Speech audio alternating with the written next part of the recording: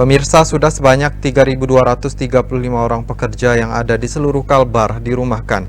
Sedangkan yang di PHK sudah ada sebanyak 621 pekerja. Jumlah tersebut berasal dari 161 perusahaan yang ada di Kalbar, di mana PHK dan kebijakan merumahkan karyawan tersebut dilakukan perusahaan dengan alasan bisnis makin tertekan di tengah pandemi corona.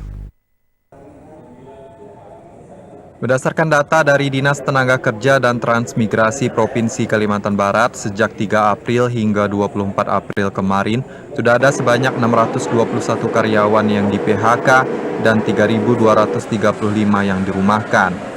Jumlah tersebut berasal dari 161 perusahaan yang ada di Kalbar, yang kebanyakan mengaku terdampak bisnisnya gara-gara corona. Kepala Disnaker Trans Provinsi Kalbar, Ignatius, mengatakan pihaknya sudah mensurati semua perusahaan bahwa keputusan untuk merumahkan karyawan harus berdasarkan kesepakatan bersama, terutama perihal pembayaran gaji. Apakah selama dirumahkan gaji pekerja harus dibayar separuh atau sepertiga ataupun tidak sama sekali. Selain itu, dia meminta kepada perusahaan untuk mencari alternatif lain dalam menghindari PHK, misalnya pengurangan jam kerja. Tapi jika memang alternatif lain tak dapat dijalankan dan PHK pun harus dilakukan, maka menurut Ignatius, perusahaan harus mem-PHK berdasarkan ketentuan perundang-undangan.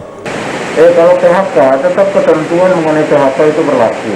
Maka kami selalu menghimbau perusahaan supaya PHK itu ada alternatif terakhir.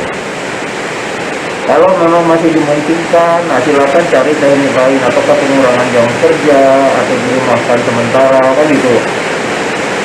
Kecuali memang kita tidak ada alternatif lain, PHK, tapi harus sesuai dengan ketentuan perundang-undangan, tidak boleh sembarangan. Kalau sesuai ketentuan perundang-undangan tentu harus ada pesangon dan segala macam. Nah, ini menjadi konsekuensi dia mengambil keputusan mem-PHK. Maulid Pon TV memberitakan.